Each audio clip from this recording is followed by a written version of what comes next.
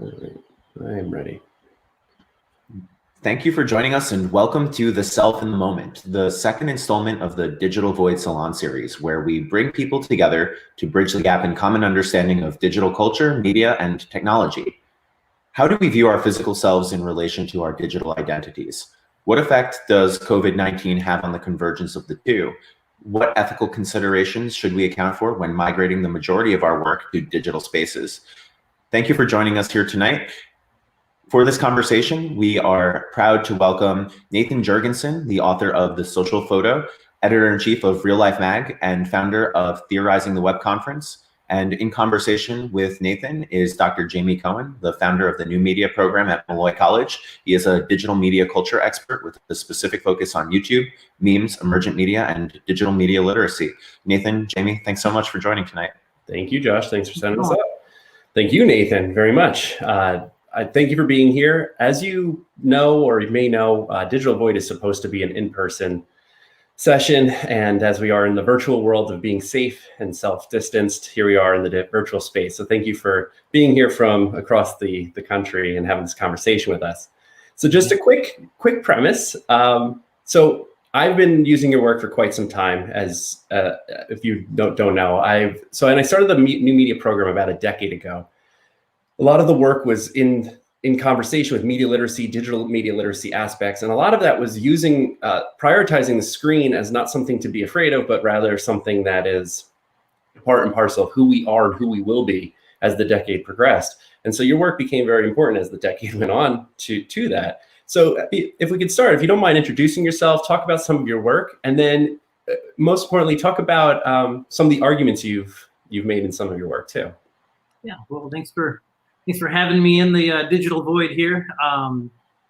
Yeah, I mean, so my work has always been sort of about I think even right from the beginning, the critique of what I call digital dualism, the idea that the internet is it's its own space, it's a cyberspace, it's virtual, it's opposed to the, what we call the IRL, and the R meaning real, as if the internet is not real. And of course, what we're doing in physical space has everything to do with the internet, right? It's physical space is completely organized by and influenced by technologies of all sorts, digital and not.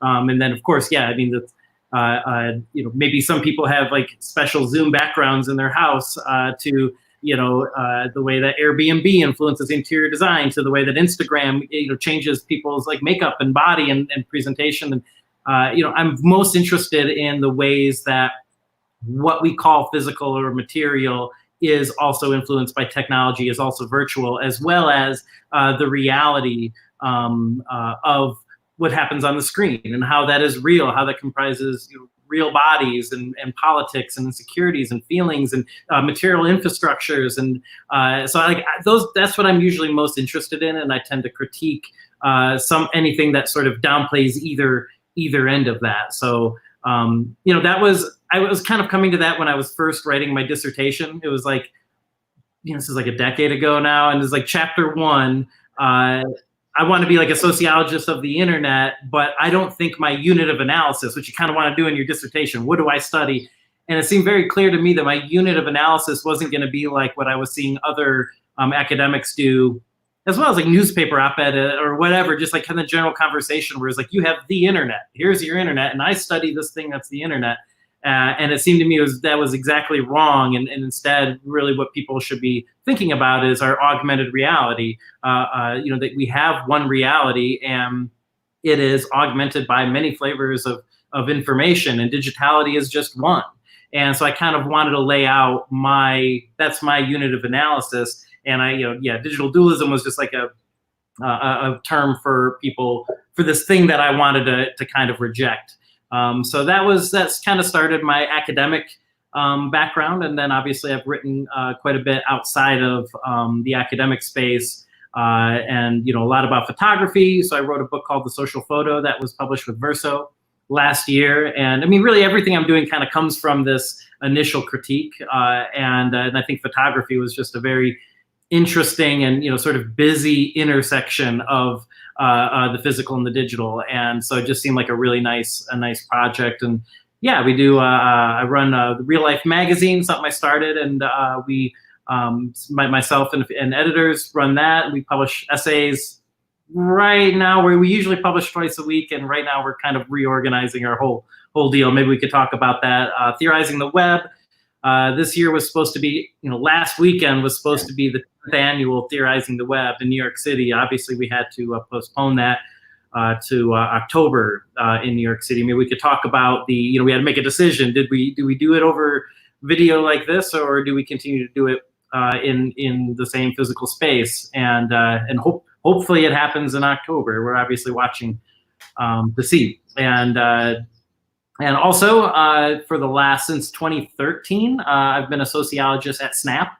So I was writing about Snapchat in 2012 and was asked to come on as a researcher. And so I've been, advising there ever since as well. So, it's all of this stuff kind of is built under the same general argument that maybe we could talk about tonight.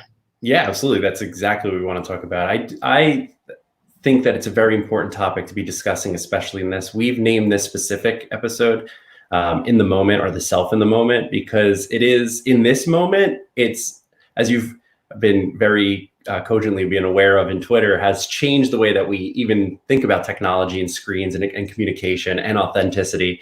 And a lot of the digital void work we've been doing is like thinking about what it means to be authentic and what that means to be a person.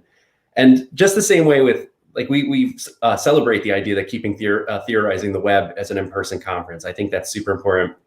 Once this becomes safe, we're going back to a physical Salon series at Civic Hall. And the goal is, of course, to be with other people, to kind of not have that mediated experience. There are opportunities inside this mediated space. And I think that's important too, to celebrate, because we know that the connection we're having right now is actually kind of amazing. I would have loved to have been at Theorizing the Web, and I'm actually supposed to be tonight at a conference in Las Vegas giving a talk.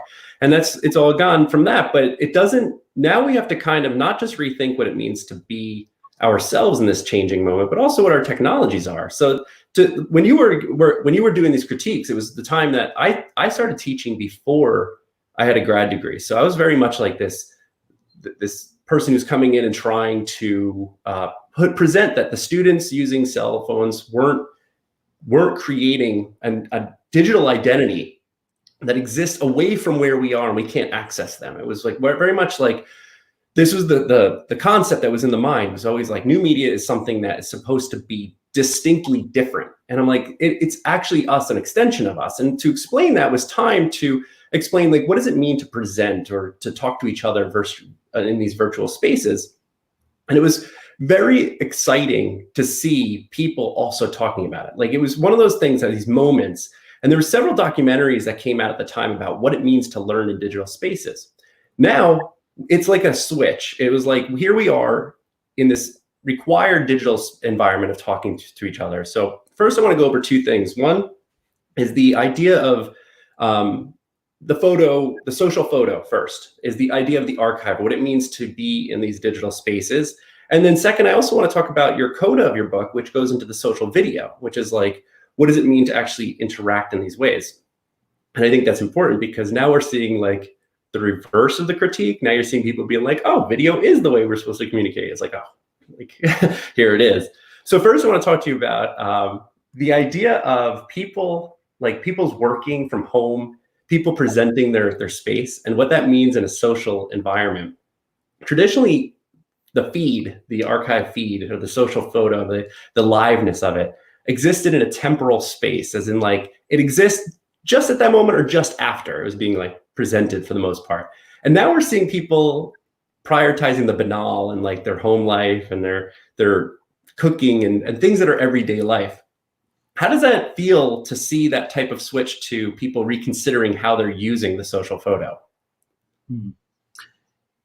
Yeah, I mean, most of what I wrote about in the book is things, images that you take and then post, and it's sort of semi-synchronous, but obviously this is sort of a real-time live video, which I think not something I tackled very explicitly in the book at all, and not something that I think a lot of us are used to doing. And like having to broadcast a space inside of your home publicly is sort of a strange behavior. And so I've been interested in like the different backgrounds. Like first, obviously the props that we have. I chose books because I wrote a book, so now I have books. So everyone's like, wow, that guy's smart. And then but like what props do we use? There's obviously the digital backgrounds. You can put on, you could put snap lenses on or zoom backgrounds and all these things, and which I think it's really interesting to watch how we navigate, sort of being asked to, and in some cases forced to, take a piece of our private lives and put it on display to coworkers, and that's kind of weird. And I've seen some people, there's been, this is how you should light it, and this is what the background should be, and there's like etiquette and to do and what not to do, and some people put that down and they say, well, no, you should just embrace the reality of your house or your bedroom in front of everyone. And it's just like I think that really doesn't understand how important it is to have a control over what's private and what's public. And I appreciate people who are putting some effort to create a if you have to be on video like this, create an area that is made for public. And like the idea that there's some virtue to broadcasting being forced to broadcast your bedroom to coworkers or something like that. Like that's very strange to me. And yeah, so I think that's one thing I've definitely been watching, and as usual, what's being said to be like most authentic and most real, and people, oh, I'm really seeing the reality. To me, it's a bit strange that that authenticity has to come with like the price tag of a lack of privacy or a lack of being able to carve a distinction between your public life and your private life. And there should be some like penalty to that is very strange. I think it's a very important thing to do for a lot of people and for a lot of reasons. Who gets to just broadcast every bit of their life without having to worry about who's judging it, who's going to critique it. Obviously, more vulnerable people in general are going to be in a position where those critiques or those judgments can come back and hurt them. I mean, like, I've seen it a lot with professors that I follow, like on Facebook or whatever, will be, really critiquing their students for having the wrong thing in their Zoom camera or whatever. And it just kind of reminds me of, just this lack of privacy that some of this is, causing, which of course, but then being heralded as more real and more authentic, as if that's, I don't know. Yeah, I mean, as you mentioned, kind of, how do we get authenticity in this? And I usually see that term, I kind of bristle at it. That what's that term being used to do? Who's that being used against? And I think this might be an example of that. Right, I completely agree with that. I think it was funny to see some of your responses, especially in one of your essays about the fear of the screens from a few years back, and it was in reaction to Sherry Turkle's response about the idea of authenticity being something that has to be fabricated inside of a physical space or an IRL space. And I do like your argument saying that considering something IRL creates that problem in the first place. And when I'm having Zoom chats with like a group of students across the screen or colleagues, and we could see their private spaces, it was fascinating to me how much that I actually appreciated the trust of that. Like I was like, okay, that to me was so important to see that we didn't have to fabricate it and we didn't have to create anything. We now have to just come to that moment. And so it was one of those things where I think that argument, that original argument, or whatever the argument may have been about like authenticity can be built this way, it was like, well, once we're forced to be in this situation, that kind of comes down. That doesn't really react in the exact same way.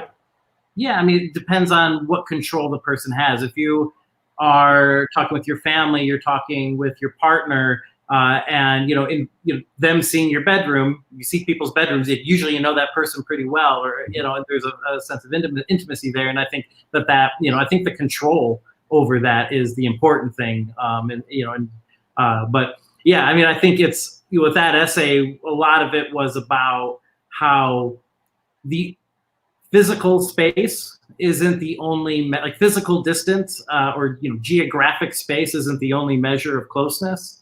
It's not the only measure of intimacy. So I was kind of happy to see when people said, don't call it social isolation, call it physical isolation. And I was like, oh yes, thank you. Yeah, you nailed it. Because what we're doing right now is social, right? Like this is real. This is but at the same time, would we prefer to have this together? Breathing the same air? Probably, right? And so I think physical distance is an extremely important variable. Like there's a reason why we postpone theorizing the web rather than had it over Zoom. There's, geographic proximity is incredibly important, but it's not the only variable. It's not, there's plenty of times where you are near someone and you're not actually close to them at all. I can remember, especially being younger, when I was forced to be in physical spaces with people I didn't like, especially school and things like that. Apologies. How close or social really was that. At the same time, I could think of plenty of conversations I've had via screen or video that were extremely social. They're extremely real and deep, and all these things that Sherry Turkle was saying that they weren't. I mean, even in her book at the end, near the end, she tells a story about Starbucks employees being told to strike up conversations with the customers, and as an example of reclaiming conversation, the name of the book. And it was like, that was not a cautionary tale, that was like a positive. And it's like, here are people who are being forced to strike up completely, fake conversations. Like that person really does not care how your day has been.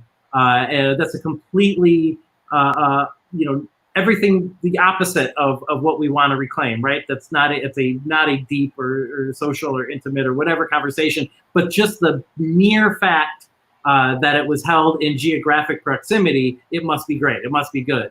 And so to me, it's like, no, that's exactly a great example for why geographic proximity isn't the only variable for measuring closeness. So yeah, I've been kind of heartened to hear people talk about physical distance rather than social distance, because it's like a lot of the people who are really down on digital interaction in general, just that it's all fake and false and it's all posturing, it's all bad, are like, it's your lifeline right now. And as much of a consolation prize as it is, when I'm talking with my family on FaceTime, it's real.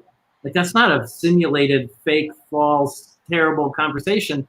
I would love to be with my family across the country, but that is real, and so I think maybe we could talk a little bit more about that exactly. Yeah, I would actually love to. That's where my research basically goes in here. Is my research has been on the commodification of authenticity, which is that when, like, your Starbucks example is the perfect example, because I use it in terms of like the vloggers do that.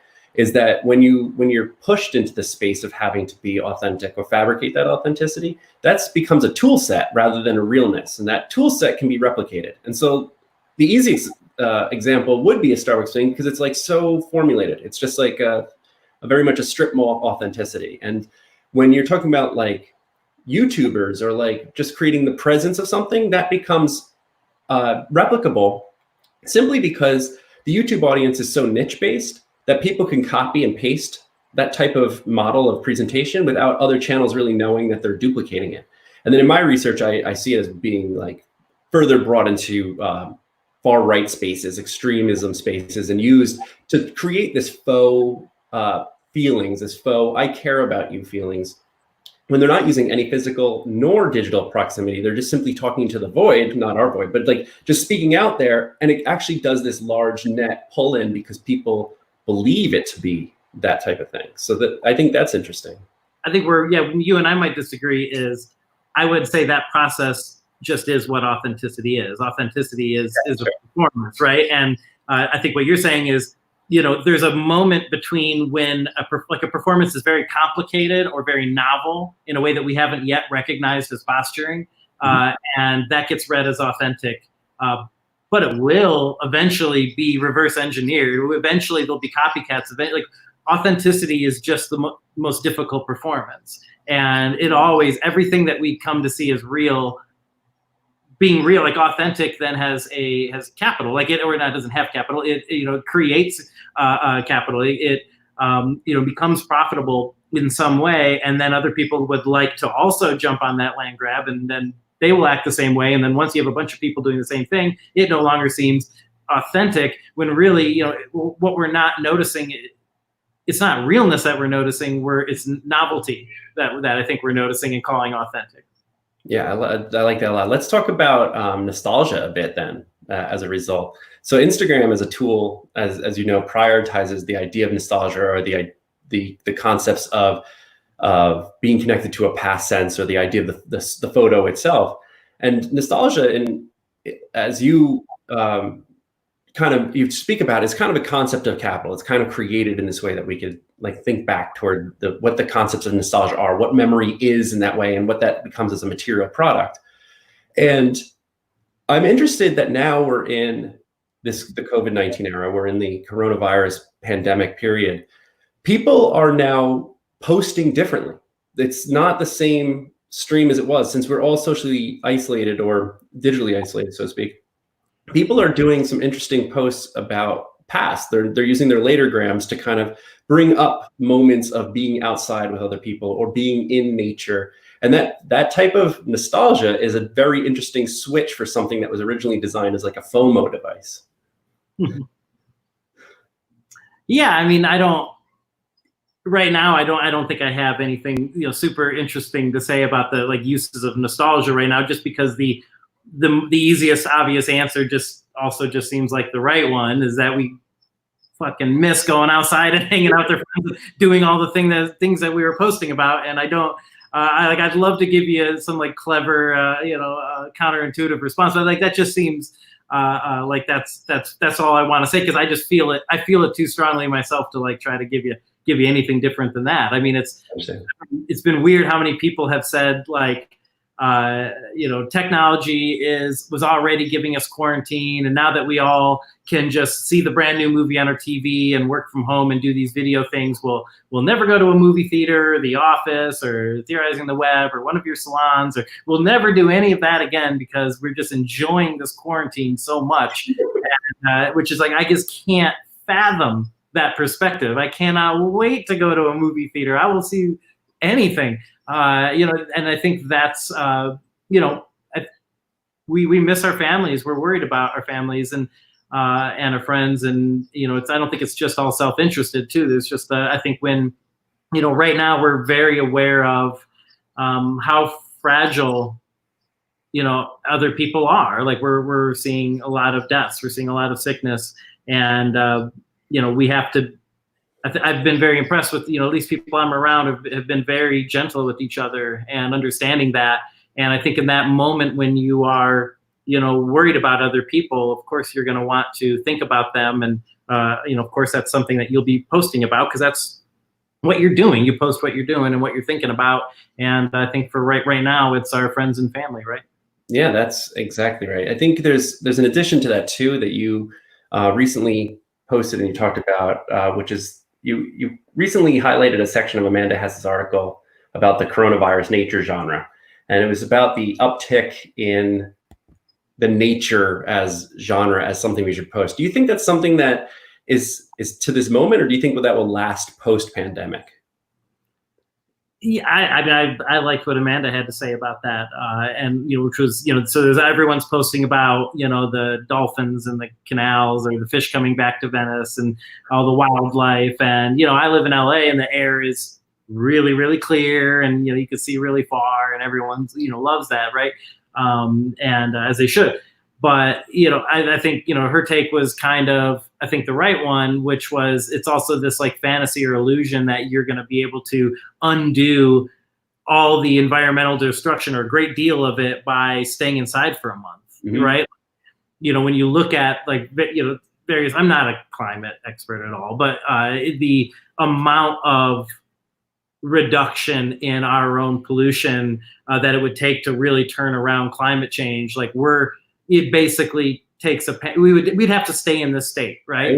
It would actually lead to if you take that argument to its extreme, it leads to just ecofascism, Thanos was right, like, and that's not that's not really the right approach to that. I mean, I guess, but the less cynical reading is that, everything really sucks right now, and you're trying to find at least one thing that's good, and then here I am even like crapping on that. So I mean, like, yeah, someone found there's one good thing happening right now, and however, I think one thing that we should really be careful of right now, and maybe I'm just talking to myself here, something I have to be careful of is everyone's going through this in a different way. And, I have it especially easy. The worst things in my life right now is that I'm bored and anxious and mad at whatever, but then, that means I have it as best as I can, right? I'm not very close to someone who's sick. I'm not sick. And a lot of people are handling this situation and who have it a lot worse and are handling it in various different ways. And I think we all should be aware of that and not be super critical of, maybe one person just wants to look at the charts and the numbers and the death counts, and that's how they get through this and how they see it. And other people maybe don't want to look at the news at all and just watch the Tiger Guy show on Netflix, and that's that's what they want to do, and that's fine. And right now is just not the time for finding out the right or wrong way to deal with a pandemic that's obviously unlike anything that any of us have ever, experienced or know how to deal with. Right. And I've been explaining that quite often, is that we are living through a once in a lifetime, once in 4 or 5 generation, a plague, so to speak. And it is a way of knowing that this is distinct. This happens as something that is life altering. This isn't something that you go in and out of and just be like, oh, it happens and we walk out. This changes everything. And I think you just answered a question I was going to ask you, which is, what do you say to people who are packed with that type of anxiety and that type of understanding of the world around them? Because now they're viewing it. It was something there. You could curate your channels. You used to be able to pick a certain type of feed that was like, this pleases me. This is my curated feed. And now everyone's feed is pretty much the same. Like, everybody's feed is people inside, people dealing with the situation, it's not to say that everything's become flattened to one specific genre, but now we're actually seeing like a very different way of interacting with what would have been our world exit into what we could see inside the social photo, rather than something that is like, now it's like all one big space. And I think that's interesting to explore as we go into the time, because when we archive it, I'm not a graphic an analyzer, like a digital humanist who could do that big data set of like seeing how the pictures have changed to this exact moment. But it is interesting to think of as like Instagram and our presentation in that, and the social photo in the space of collective, the big collective. And how are we going to remember this moment? I mean, to be totally candid, what an appeal of doing this right now was that maybe in the future I'll want to know what I was thinking about right now. It feels like this is probably a moment that we're going to remember. I take that back. This is going to be a moment we'll misremember. I like right now my feeling is of confusion, of what's going on. How are we going to get out of this? I'm seeing people protesting, the doctors. I'm seeing, it's like, it feels very, it feels very disjointed. And I think looking back, we're going to probably remember this moment as one of actual, like, we actually knew it was happening. It's like shared experience. Mm-hmm. I think we'll end up looking back at this as like a moment of unity and solidarity. Maybe even a little bit like, this maybe takes this in a little bit of a dark direction, but there's those people that they're like the September 12th people who want to bring America back to the unity it felt on September 12th when everyone was saluting the flag and their president, right? And everyone was together, which of course, I'm old enough to remember September 12th, 2001, and it was confusion and chaos and a whole lot of us who were very worried about what this nationalism was going to turn into, and obviously what it did turn into. That sort of movement, led us into the Patriot Act to wars that killed so many people, and it really, American unity turns into American nationalism, which turns into militarism, which turns into tons of bad decisions. So that's my worry about this moment now is this everyone staying home is going to be turned into, going to be misused. It's going to be remembered as actually like some unity or solidarity, which turns into like this patriotism, nationalism, which turns into militarism. And we already see, hints of, I don't even want to say it out loud, who, Trump maybe wants to go to war with, or how this will get used. I don't think we know. I'm not going to pretend that this historical moment will play out just like a past historical moment. So I'm not going to make predictions.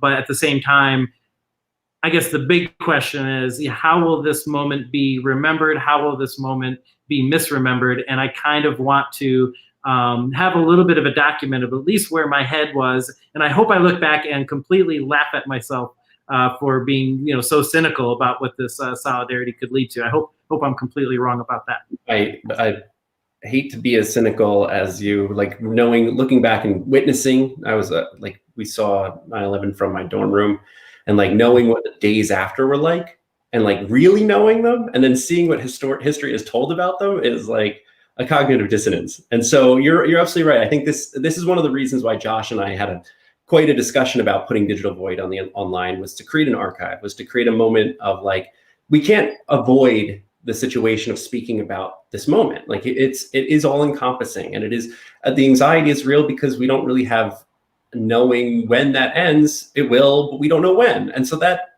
is not how we normally exist, especially in a world where the 2010s kind of taught us to kind of like hustle and like constantly be working. And like, so then when you get into the position of like, you have to slow it down, there's no real like framework for that moving forward. So I think that anxiety is existential in a way that isn't real. Like it's outside of us, but we could feel it collectively. And I think that's important to know, as long as we know it. And I think it is important to create this archive too. I think Josh has a question. Josh, you want to hop in here? Yeah, I would love to. Thank you. You were mentioning how we want to be able to preserve this moment because we may not remember it.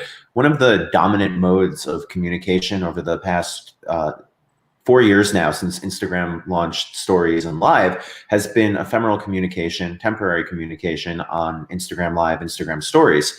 And with more and more politicians moving a lot of their engagement to Instagram, be it Alexandria Ocasio-Cortez, Beto O'Rourke, and now some on the right doing it, what do you feel is an ethical approach to trying to preserve some of this communication and how people interact with their constituents in a moment where we are all trying to figure out how to use these systems, and there is either total surveillance or no surveillance in these mediums? Yeah, I mean, if you're asking me about digital preservation, but first, I'm not an expert. There's so many great people that write about archiving and digital preservation in the sort of digital humanities space. And then also, I might be somewhat of an enemy to those people because that was, definitely back in like 2012 and so forth. A big thing that I was a proponent of, and still am a proponent of, was ephemerality in social media. There's kind of two things that I've always wanted, and I've written about nonstop, for more than a decade here, is getting rid of metrics on social media and creating more ephemerality in digital communication. Those are my two things. And I think it's somewhat strange that we're being asked, so often we'll be talking to people through our screen, friends and family, and it's expected to be stored forever. That it's going to be part of your timeline, and you're going to have to answer for it. And this was when I was first writing about these things. It was in that era of the Facebook timeline, where you go to someone's profile and you have the years and all these sorts of things. And it was a very nostalgic moment. And when Snapchat first came around, I was very excited about that. I was very excited about the sort of anti-nostalgia of ephemerality, because most of our conversations with our friends and family are ephemeral. Right, that's not strange or weird, even though I think adults could have only understood that as, oh, it must be secrecy. It must be, people must be hiding something. And it's like, yeah, if I go out to dinner with my mom and I don't pull out a tape recorder, it's not because it's secrecy, right? Like, adults always had a really hard time understanding that. But and I've been very happy, very excited to see how many other platforms have since embraced ephemerality to some degree or another. I think the more the better. So its implications for political speech I'm not a political scientist. I honestly, it seems to me that politicians do things without being recorded all the time. I don't know. I mean, yeah, I'm glad that they keep records of politicians' tweets, and I think politicians should be held accountable in many ways. And to the extent that you're a public, you're representing the public and are asking for the public's votes, I think, yeah, you should probably have to, submit to having your public statements be documented, I guess. I don't know. I mean, really political science 101 here. I mean, anyone who knows anything about this is probably just laughing at me. But yeah, I mean, I think AOC should be able to, talk to her family and it not be recorded. So I don't know. Sorry, I don't have a great answer. Great. That's a good answer. Yeah. And we do have questions now. And we'll start with the first from Leon Samuels. Many students hinge their self-esteem, social status, and happiness on social media. If it's an extension of ourselves and not distinctly different, how can youth navigate this 24/365 interconnection? Right. Yeah. So, I mean, I think the answer would be somewhat similar to how you would do it without social media. I mean, all of those things, like social media is not going to solve any of those things for you, as much as a tech company, like the marketing might try to tell you that, you can just get happiness by downloading this app, that you can, get self-esteem and status and all these things if you post a good enough photograph or whatever. And I think, don't fall for that. I think when I say that digitality is real, it doesn't mean it's just all the happy, fun things that we were talking about of being deep or intimate or all these things. But it also encompasses sadness and pain and suffering and jealousy and hate and all these, and just it's the gamut of life. To be, to say something is real isn't necessarily a compliment, right? And so, it's not just an escape. It's not just and it's not just productive, right? It's not just utilitarian. I think that's another thing that Silicon Valley tries to sell, that you have life and it's difficult. Interacting with other people is difficult. Community and organizing and politics and all these things are really difficult. And a big thing that Silicon Valley's trying to do is say, we can simplify that with an app, right? Like you can just open up this app and you'll find a partner. Just open up this app and you're just going to stay in touch with everyone. You're going to have status. You're going to do whatever you're trying to sell, as if all the messiness of social reality is just an engineering problem that can be coded away. And I think that's a really dangerous impulse. And, literally every single time that gets sold, we regret it and talk about how terrible it was, because it didn't respect that social life. It's part of social life. It's part of reality. And it's going to be as messy as reality. So I know that's not an answer. In fact, it's the opposite. I don't see, your phone isn't going to solve all those problems. Those are problems that, predated the internet and will be, are still issues. Mm-hmm. So we have a comment about what we were talking about earlier from the host of the Futures podcast, Luke Robert Mason. Jamie, if you want to. Luke says, one of the Rick and Morty creators described how we'll have rooms, corners for streaming in the future. In this same way, the quote sitting room emerges a new space. So what do you think what is that thought process there? Yeah, sounds like they nailed it. Yeah, turned out they saw a pandemic coming. I wouldn't have predicted that, and I don't think it's something that will be very common. I don't think this type of interaction is going to be the standard. I don't think students are all going to just want to do, e-learning and workplaces are going to go Zoom. And I don't really think that. I think we're ready to not do this as quickly as we can. And, that sort of live, I mean, some people are content creators and they are, doing ASMR on Twitch or whatever, doing their thing. And that's cool, go for it. But that's not a common thing. For the most part, our lives, liveness, in live streaming, most of us aren't doing something, or we're not interesting enough or doing anything interesting enough to be, live all the time in our our vlogging room in the future here. So I do think it's important. A really important part about the social media is that you're choosing what to post, and the signal to noise is pretty bad sometimes in doing everything live. We're doing it right now because it's what we have to do, right? Mm-hmm. Right. Yeah, so this event is live because this is the situation for it, right? It's I like what you said about the idea of it creating that space that like creators, but a lot of them are also people that are just like using this passively. This is just a part of how we have to live at this moment. So it doesn't have to be a productive space.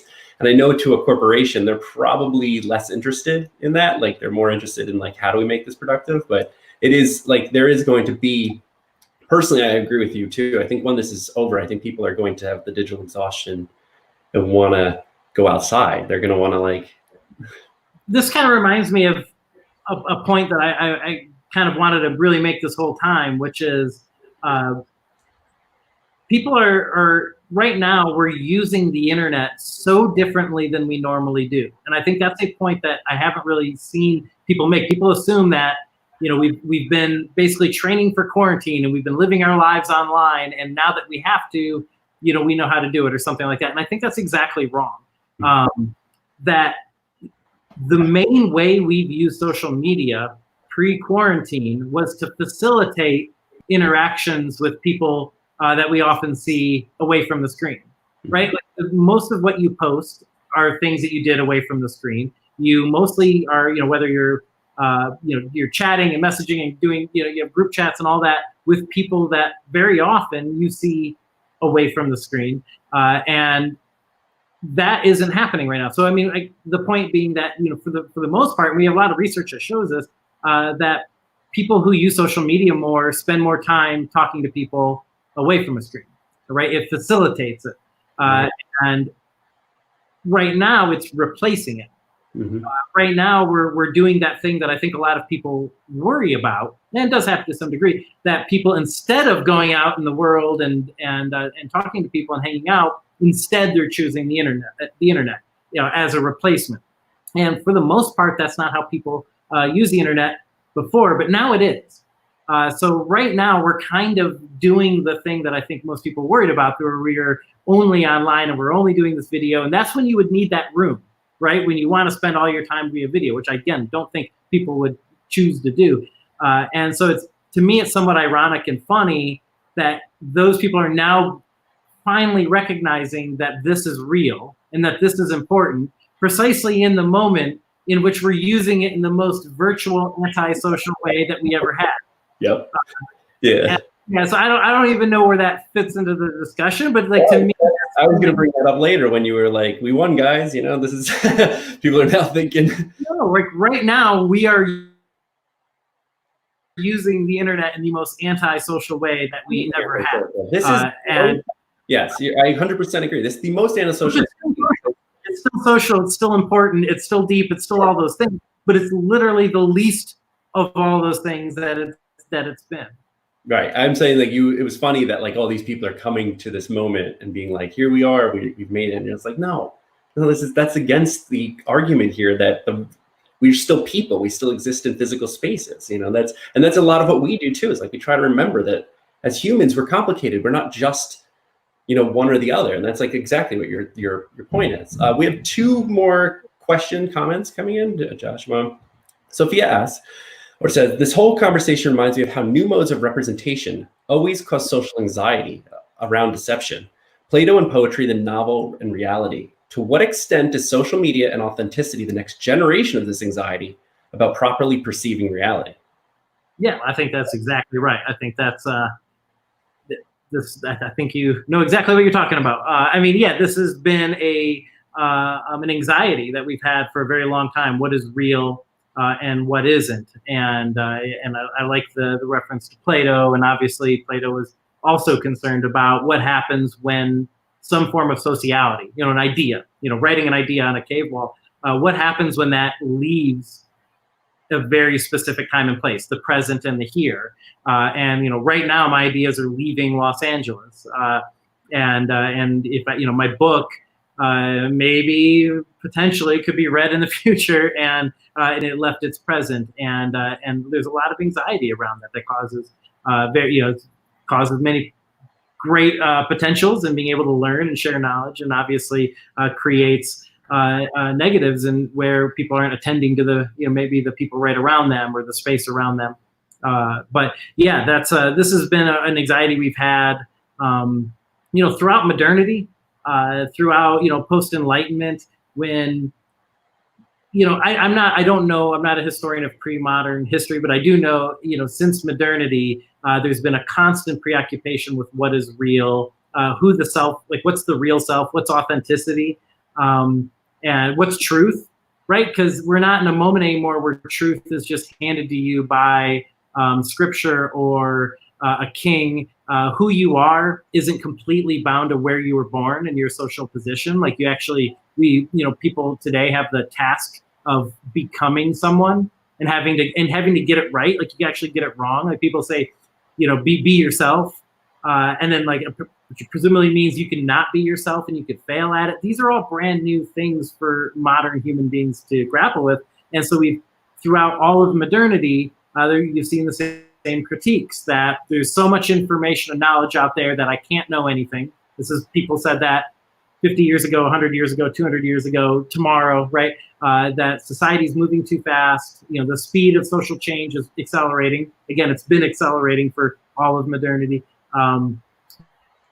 That people aren't authentic anymore. They're not real. They're not true. All these conversations have a history. It kind of turns out that, the pace of society was probably too slow before you were born. Today is too fast. And wherever you were born, that was probably the right pace of society. And whatever technology was around then was probably the good one, right? Like Sherry Turkle will be like, oh yeah, we should all stop looking at the phone and read a book.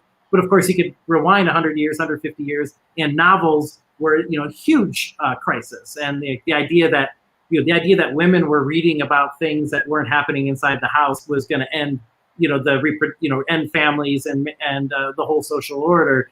So it was just this distraction. It was trivial. Basically, every technology we've had has been given the same treatment, and it's probably always been true the entire time as well. Like I don't think you're not wrong to say that you don't know what the truth is, and society's moving too fast and everything is confusing, and there's always a crisis. That's another thing that's through the history of modernity. There's never been a moment where there hasn't been a major crisis. There hasn't been a moment where we feel like we actually know what's going on, and sorry, everyone giving up their Facebook account isn't going to solve that problem. Like that's the interesting thing is, what do people do to try to sell you the solution to this problem that is really a product of modernity? And unless we give up mass culture and communication and travel and all those things, we're not going to get rid of this problem. Excellent. One more comment. Thank you for that. That was an excellent. Caesar says, there's an argument to be made about the later Graham nostalgia reinforcing an idea of social life of ever going back to normal, which is unrealistic in many ways. Yeah. Yeah. Yeah, things aren't going to go back to normal, but I think we are. I think the idea of I like the impulse right now of posting photos from different times and taking in this moment. I think what people are doing is they are referencing the weirdness of time right now, which is another thing in modernity. Time is always weird under modernity, but we are very used to kind of crises and news cycles that obey kind of Twitter time. Like they're daily, there's new updates. They kind of come and they go, and you're ready for a new one, right? They'll say Trump did this horrible thing, and we're all going to talk about it. And then a month later, it's gone, right? We're talking about 10 new things, and then everyone makes a joke about, hey, remember when James Comey's testimony was a year ago? Don't we all feel old, right? And we've been very used to this very fast-paced news cycle. We've made campaigning and politics obey that fast-paced news cycle. And this virus is not fast, right? This pandemic isn't obeying the rules of Twitter right now, the temporality of Twitter. It's very slow, and it's weeks and months. Like there isn't news probably today or tomorrow that is going to change how I'm just sitting here right now, and it's probably going to be a while, right? Like this is, it's in the realm of months, and that's that's I think a little bit weird to us because we kind of got used to. We got a little drunk on the speed of news, and this just isn't. This is slow, and maybe that's part of the impulse to want to post photos from a long time ago because we want to like take in this new temporality. We're taking in how time is moving right now, and I think that's ending up on the feeds in very interesting ways. Maybe that's a stretch, but like that's where my intuition is. I love that. Thank you. We have two more questions. We have Bill Loundy asks, just because people have been saying it forever doesn't mean it hasn't always been true. What if we actually are evolving away from reality and it's accelerating? I mean, I do think things are accelerating, sure, but they always have been accelerating. In fact, if the world stopped accelerating, like we would notice. Like if you really want to see a crisis, what if the world stopped continuing its acceleration? Yeah, I mean, and I've always been also a little skeptical of the one way of describing the internet. Like, what's the internet effect on the world? Like, because saying it's changed everything is probably wrong because so many of these the same news cycles that we've had or the same argument cycles that we've had for centuries almost, right? But you do want to acknowledge that it's changing things. So the easy answer is always accelerating, or it's accelerating or amplifying. So I always, whenever I read an article, about how technology is changing the world, there's always a sentence where it like says, this is the role of technology, and it's almost always either accelerating or amplifying. And I think it's a little bit too easy. I mean, it's true to a degree, but there's just so many ways that the world feels slower at the same time. There's so many things that have been muted and been hidden by technology at the same time, and so now it kind of makes me want to look for those. But I think the person asking the question is right. I mean, of course, things are different. You don't want to say everything is always the same. And I think for me, it's the basic core arguments that we're having throughout modernity are somewhat the same. The basic ways that we all get together and socialize, those don't really change much over time. How they express themselves, the examples we use, I think all of those, those change, and those are worth looking at. But when I read arguments saying that like people don't have real friends anymore, they don't have real emotions anymore because they're looking at their phones. Sorry, I'm picking on Turkle again. That I feel like is always overblown. I don't think that the self or emotions or friendship or all those things are gone today. They're all expressing themselves in different ways for sure, though. That's great. Let's go to one last question. Thank you for that one. And I do like just to support you on that. Like I like the ability to have the pushback against Turkle's opinions in her modern text. Like it is, I think that's important as a discourse anyway. I think that's a good conversation to have. David Banks asks, what is your favorite Star Trek episode and what could it teach us about our relationship to technology? You assured me that you would keep the trolls out of the chat. And we run Theorizing the Web together, and he's like me, a big nerd, and we talk about Star Trek all the time. To no surprise, I'm going with Star Trek Voyager's Photons Be Free. This is where the doc, where holograms who are being enslaved to mine caves and stuff realize that the holographic doctor on Voyager gets to live his own life and have his own opinions, and that information gets spread around and turns into some sort of holographic potential like proletarian uprising. Though unfortunately, then the episode ends and we never hear anything more about that. Damn shame. That is one of my favorite topics to always discuss with like Altered Carbon, Westworld, and all the other ideas of like the digital inanimate as life or being, and it's fun. It's a fun thing to talk about. That's funny. I remember that episode, and I almost feel like a lot of people are going back now and binge watching all their favorite past series, and it might be good to re-explore that one. We'll do another one of these where we just talk Star Trek. We could. That'd be awesome. Well, thank you so much for being here. This was really, I really, as I have to say again, thank you for your work. And thank you for consistently putting out essays and writing that talk about this, because it is something that you would think after a decade, people would start going, okay, it kind of makes sense. People still have, I guess it's an anxiety in there too, that pushback that's going to be there with what you said, no matter what that technology, whatever that media, whatever that new format of communication is, there's going to be that, and there's going to be a long period of discussion to make that part of how we exist. And it's not something that just goes, okay, there's a new app, let's make that happen. It is a period of time that does that. So thank you so much for being here and talking about that. Do you want to talk about theorizing the web for a bit, or plug anything as we exit here? Yeah. So theorizing the web, if you go to theorizingtheweb.com, you can see what we're all about. It's a good time. We're going to do it in October at the Museum of the Moving Image in Queens. I'm fingers crossed that we're doing it in October. We'll do it as soon as we can. Yeah. We made a very conscious decision to, we've never let people present via video, which has been very contentious. Sometimes even people on our committee, don't like that decision, and people are always asking for that. But I've been very stubborn on the importance of being together in a room. Even the guy that says how digitality is real, even I, very much admit the importance of being in that, breathing the same air. And so we'll be doing that as quick as we can. This will be our 10th Theorizing the Web. We talk about many of these conversations. We'll have people presenting their papers as well as keynote talks and things like that. So it'd be great if you can come out to that. If not, we do offer a live stream of everything when the conference happens, and you can register for that at any time. It's pay what you want. So if you don't, we're not an expensive tech conference. If you don't have money, you don't give us money.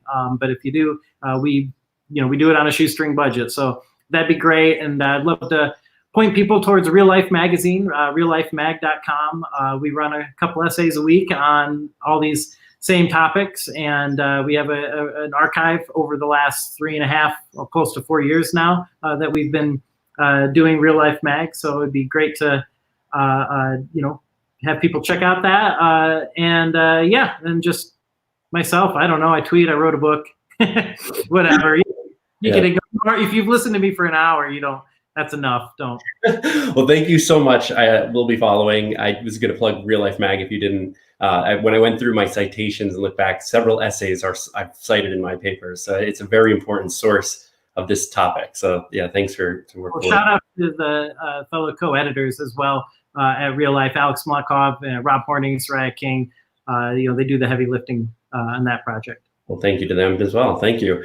And thank you again, and have a very good night, and stay safe and stay healthy. Yep, I hope everyone is staying safe. Yep, that's it. Thank you.